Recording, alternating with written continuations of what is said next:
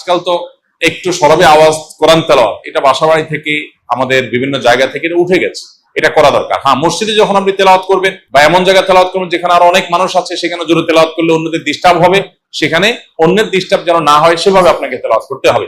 নবী করিম সাল্লাল্লাহু আলাইহি ওয়াসাল্লাম মসজিদে নববীতে এক ব্যক্তিকে উচ্চস্বরে কোরআন তেলাওয়াত করতে শুনে বলেছেন যে তুমি যাকে শোনাতে চাচ্ছ তিনি বধির নন, অর্থাৎ তোমার আওয়াজ যেন অন্য কারোর কষ্টের কারণ, ডিস্টার্বের কারণ না হয়, এটা আমাদের খেয়াল রাখতে হবে ইনশাআল্লাহ তাআলা। একজন মানুষ ইতিকাফে বসে মোবাইল চালানো, মসজিদের ভিতরে দ্বীন ইসলামের ক্লাস ও মসজিদের ভিতরে ইফতার পার্টিতে অংশগ্রহণ করতে পারবে কিনা, এবং কেউ কোনো কিছু জানতে চাইলে ইতিকাফরত ব্যক্তি উত্তর দিতে পারবে কিনা? উত্তর হলো যে ইতিকাফরত অবস্থায় একান্ত প্রয়োজনীয় কথা বলতে পারবে, কেউ কিছু জানতে চাইলেও সেটার উত্তর দিতে পারবে, কিন্তু মসজিদের মধ্যে মোবাইল টিপাটিপি, যেটা অহেতুক মোবাইল টিপাটিপি করা, সোশ্যাল মিডিয়া ব্রাউজ করে বেড়ানো, আপনার স্ক্রল করে বেড়ানো, এটা অবশ্যই ইতিকাফের যে উদ্দেশ্য সেটাকে ব্যাহত করে, ইতিকাফের যে প্রাণ সেটাকে নষ্ট করে, সেটা করা যাবে না বা সেটা করা উচিত না। যদি কেউ সেটা করেন তাহলে ইতিকাফ ভাঙবে না, কিন্তু ইতিকাফের কোয়ালিটি নষ্ট হয়ে যাবে এবং এটার সওয়াব কমে যাবে। এজন্য অহেতুক মোবাইল টিপাটিপি বা অহেতুক গল্প গুজব আড্ডা এগুলো দেওয়া যাবে না, তবে প্রয়োজনীয় কথা বলা যাবে।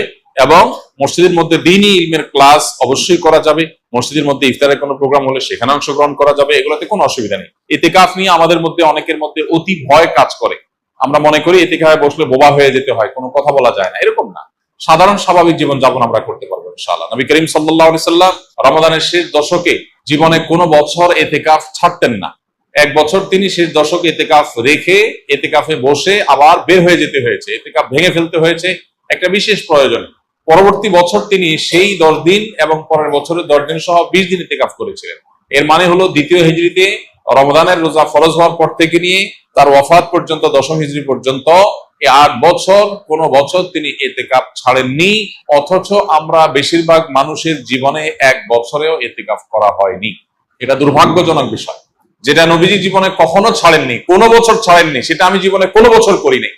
বরং শত্রুর সাথেও তো এরকম বৈপরীত্য হয় না, যেটা আমরা আমাদের নবীজি সাল্লাল্লাহু আলাইহি সাল্লামের সাথে আজ আমাদের কার্যত সেই বৈপরীত্য আমরা করে রেখে দিয়েছি। এজন্য ইতিকাফের দৃঢ় সংকল্প আমাদের করা উচিত। আল্লাহ আমাদের তৌফিক দান করুন। রমাদান এলেই মা বোনেরা প্রতিযোগিতামূলক কোরআন খতম দেন, অনেকে বিষয়টি বাড়াবাড়ি বলেন, কারণ হিসাবে যুক্তি দেয় যে দ্রুত পড়লে সহি হওয়ার সম্ভাবনা কম থাকে এবং অর্থ বুঝে পড়া ভালো। কথাটা কতটা যুক্তিযুক্ত? কোরআনে কারীম পড়ে শেষ করা, খতম দেওয়া এবং একাধিক খতম দেওয়া, বেশি বেশি তেলাওয়াত করা রমজান মাসে, এটা সালাফে সালেহ থেকে প্রমাণিত।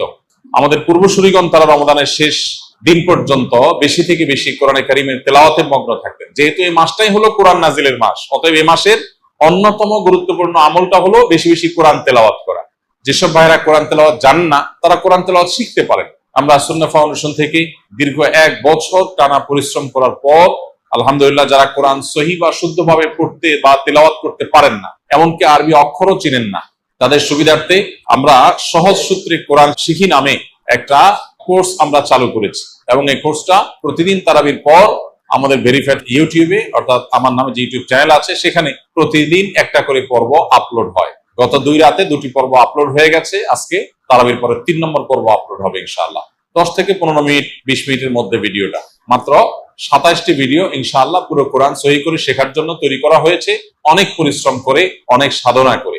অতএব যারা সময় আছে তারা সেই ভিডিও ফলো করতে পারি, অথবা অন্য কোনো উপায়ে কোরআন সহি করে পড়বো। আর যাদের তেলাওয়াত সহি আছে তারা বেশি বেশি পড়বো। এখন কথা হলো, প্রতিযোগিতামূলক ভাবে বেশি বেশি করে কোরআন খতম দিলে সেটা ভালো কিনা? উত্তর হলো অবশ্যই ভালো, তবে তার কোয়ালিটি যেন ঠিক থাকে।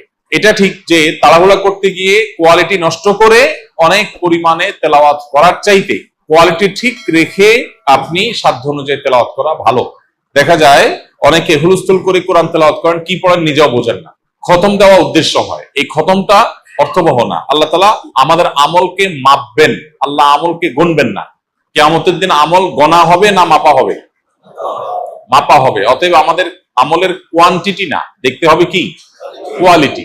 এজন্য তেলাওয়াত সুন্দর করে করতে হবে, কিন্তু আবার কোয়ালিটির কথা চিন্তা করে অনেকের খতম দেওয়ারই আর সুযোগ হয় না, সেটা দুর্ভাগ্যের ব্যাপার। এজন্য কোরআনে কারীম বেশি বেশি তেলাওয়াত করা প্রশংসনীয়, প্রতিযোগিতামূলক ভাবে করলে সেটাও প্রশংসনীয়, বেশি বেশি খতম হলে সেটাও প্রশংসনীয়। তবে লক্ষ্য রাখতে হবে তেলাওয়াতটা যেন তারতিলের সাথে হয়, শুদ্ধতার সাথে হয়। আল্লাহ বলেছেন ওয়ারাত্তিলিল কুরআনা তারতিলা, তোমরা তারতিলের সাথে কোরআনকে তেলাওয়াত করো। অতএব সে বিষয়টি আমাদেরকে লক্ষ্য রাখতে হবে। রমজানের শেষ দশকের জন্য বিস্তারিত কিছু আমল বলুন। রমজানের শেষ দশকের বিশেষ আমল নবী করিম সাল্লাল্লাহু আলাইহি সাল্লামের জীবনী থেকে যেটা আমরা পাই সেটা হলো যে আমাদের আয়েশা রাদিয়াল্লাহু তাআলা আনহা থেকে বর্ণিত, নবী করিম সাল্লাল্লাহু আলাইহি সাল্লাম রমজানের শেষ দশক যখন শুরু হতো তখন তিনি কি করতেন? কানান নবী সাল্লাল্লাহু আলাইহি সাল্লাম ইদা দাখালাল আশর, রমজানের শেষ দশক যখন শুরু হতো, আহইয়া লাইলা, নাম্বার 1, তিনি রাত জেগে ইবাদত করতেন। অনেক মুহাদ্দিসগণ, অনেক হাদিস বিশারদগণ বলেছেন এর অর্থ হলো রাতে তিনি ঘুমোতেন না শেষ দশক। আবার অনেক মুহাদ্দিসগণ বলেছেন কুমিল লাইলা ইল্লা কালিলার উপর আমল করে সামান্য ঘুমাতেন, বেশিরভাগ রাতে ইবাদত করতেন। তাহলে 1 নম্বর আমল হলো শেষ দশকের প্রতিটা রাত জেগে ইবাদত করা। নাম্বার 2, ওয়াইকাযা আহলা, নফল আমলের জন্য অন্য কোন সময় পরিবারকে ডেকে তুলতেন না, কিন্তু রমজানের শেষ দশক পরিবারকে ঘুম থেকে ডেকে তুলতেন ইবাদতের জন্য। তার মানে পরিবারকে ইবাদতের জন্য উদ্বুদ্ধ করতে হবে।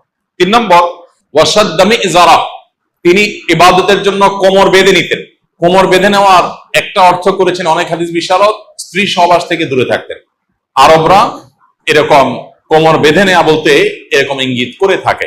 আবার অনেক মুহাদ্দিসগণ এর ব্যাখ্যা করেছেন যে কোমর বেঁধে নেওয়া মানে আমরা যেরকম বলি কোমর বেঁধে ইবাদত করা, কোমর বেঁধে নেমে যাওয়া কোনো কাজে, তার মানে সর্বোচ্চ মেহনত এবং পরিশ্রম সাধনা করতেন ইবাদতের জন্য। আর অন্য আরেকটি হাদিসে আসছে কানা ইয়াজতাহিদু ফীহি মা লা ইয়াজতাহিদু ফী গায়রি, নবীজি শেষ দশকে ইবাদতের জন্য এত বেশি পরিশ্রম করতেন, বছরে অন্য কোন সময় ইবাদতের জন্য এত পরিশ্রম করতেন না। অথচ আমরা শেষ দশকে বেশিরভাগ মানুষ হয় গ্রামের বাড়ি যাওয়ার নিয়ে ব্যস্ত, গ্রামের বাড়ি যাওয়ার পরে বিভিন্ন বাড়িতে বাড়িতে ঘোরার, গ্রামে গ্রামে ঘোরার নিয়ে ব্যস্ত, আর শহরে যারা আছে তারা কেনাকাটা, শপিং ইত্যাদিতে ব্যস্ত। এটা হলো আমাদের শেষ দশকের অভ্যাস, যেটা হাদিসের একেবারে বিপরীত। শেষ দশক হওয়া উচিত প্রথম দশক, দ্বিতীয় দশকের চাইতে বেশি ইবাদতে বেশি মনোযোগী হওয়া উচিত আমাদের শেষ দশক। আল্লাহ আমাদেরকে তৌফিক দান করুন। শবে কদরের ভাগ্য পরিবর্তনের জন্য স্পেশাল কিছু আমল বলুন। লাইলাতুল কদরে গুরুত্বপূর্ণ বিষয়গুলো ধার্য হয়। আল্লাহ তাআলা সূরা দুখানের একেবারে শুরুতে বলেছেন ফিহা ইউফরাকু কুল্লু আমরিন হাকিম, লাইলাতুল কদরে সব গুরুত্বপূর্ণ বিষয়গুলোকে ধার্য করা হয়। এজন্য লাইলাতুল কদরে গুরুত্বপূর্ণ বিষয় যেন আমার নসিবে আল্লাহ লেখেন, আল্লাহ যেন তাকদীরে ভালো কিছু দেন, আমরা আল্লাহর কাছে দোয়া করব। এবং সেই সাথে তাকদীরে যেন ভালো কিছু হয় সেজন্য নেক আমল করব ইনশাআল্লাহ। আমরা আল্লাহর কাছে দোয়া করব এবং নেক আমল করব, গুনাহ থেকে বেঁচে থাকবো। বাস এই ত্রিমুখী প্রচেষ্টায় আমাদের নসিবে ভালো কিছু আসবে। এর বাইরে আলাদা কিছু আমল আছে যেগুলো নিয়ে আমাদের স্বতন্ত্র একটা ভিডিও বোধহয় ইউটিউবে আছে, যে ভাগ্য সুপ্রসন্ন যে সমস্ত আমাদের ডিটেল সেখানে বলা আছে। যেমন কেউ যদি চায় তার রিজিক বাড়ুক, কেউ যদি চায় তার হায়াত বাড়ুক, তাহলে সে আত্মীয় স্বজনের সাথে সুসম্পর্ক বজায় রাখবে, রক্ত সম্পর্কীয় বন্ধনগুলো মজবুত করবে। কারণ বুখারী বর্ণিত হাদিসে নবী সাল্লাল্লাহু আলাইহি ওয়াসাল্লাম বলেছেন মান সাল্লাহু আইয়ুসাতালাহু ফি রিজকিহি আও ইউনসালাহু ফি আথারিহি ফালিয়াসিল রাহিমা, যে চায় তার রিজিক প্রশস্ত হোক, তার হায়াত বাড়ুক, বরকত হোক, তাহলে সে যেন তার রক্ত সম্পর্কীয় সম্পর্কগুলো বাড়ায়। ঠিক তেমনি ভাবে জীবনে বারাকা লাভের যে সমস্ত উপায়গুলো আছে, যে কোনো কাজ বিসমিল্লাহ দিয়ে শুরু করা, কুল্লু আমরিন বিবালিন লাম ইউবদা বিবিসমিল্লাহি ফাহুয়া আবতার আও আকতা আও কামা ওয়ারদা ফিল হাদিস, কোন গুরুত্বপূর্ণ কাজ আল্লাহর নাম নিয়ে শুরু করলে সেখানে বরকত হয়। অতএব আমার নসিবে ভালো কিছু হওয়ার জন্য এই আমার হাদিস বর্ণিত আমলগুলোকে আমরা ফলো করতে পারি। আর জেনারেলি কথা হলো নেক আমল বেশি করা, গুনাহ থেকে বেঁচে থাকা, আর নসিবে ভালো কিছু দেওয়ার জন্য আল্লাহর কাছে দোয়া করা। লা ইয়ারুদ্দুত তাকদীর ইল্লা দুআ, কারণ তাকদীর এটা দোয়া দ্বারাই ক্ষেত্র বিশেষে পরিবর্তন হয়, হাদিস দ্বারা প্রমাণিত। এজন্য গভীর ভাবে আল্লাহর কাছে দোয়া মনোনিবেশ করতে হবে। শবে কদরের নামাজ কত রাকাত, নিয়ত কিভাবে করব, কি কি স্পেশাল আমল আছে। লাইলাতুল কদর বা শবে কদর যেটাকে আমরা বলি, এই লাইলাতুল কদরে দাঁড়িয়ে বেশি বেশি নফল নামাজ পড়বো আমরা, দীর্ঘ রুকু, দীর্ঘ সিজদা, দীর্ঘ কেরাতে, দৃঢ় স্থিরতার সাথে, সৌন্দর্যের সাথে কোরআন তেলাওয়াত বেশি বেশি করা, দোয়া করা, জিকির আজকার করা, আল্লাহ স্মরণ করা, এগুলোর মধ্য দিয়ে আমরা রাতকে কাটাবো। লাইলাতুল কদরে বিশেষ আমল বলতে একটা দোয়াই শুধু হাদিস দ্বারা আমরা জানতে পারি, সেটা হলো নবী করিম সাল্লাল্লাহু আলাইহি সাল্লাম মা আয়েশা রাদিয়াল্লাহু আনহাকে শিখিয়েছেন যে লাইলাতুল কদর পেলে তিনি যেন এই দোয়া পড়েন, আল্লাহুম্মা ইন্নাকা আফুউন তুহিব্বুল আফওয়া ফাআফু আন্নী, আল্লাহ আপনি ক্ষমাশীল, ক্ষমাশীলতাকে আপনি পছন্দ করেন, অতএব আমাকে ক্ষমা করুন। এই দোয়া আমরা বেশি বেশি পড়বো। এর বাইরে লাইলাতুল কদরের বা শবে কদরের আলাদা কোনো নামাজের ফরম্যাট নাই যে এত সংখ্যক রাকাত পড়তে হবে এবং প্রথম রাকাতে অমুক সূরার সাথে অমুক সূরা এতবার, দ্বিতীয় রাকাতে তমুক সূরা এতবার, এরকম কোনো বাধ্যবাধকতা নেই। যে কোনো সূরা দিয়ে অন্য যে কোনো সাধারণ নামাজের মতো করে আমরা লাইলাতুল কদরের নামাজ পড়তে পারি।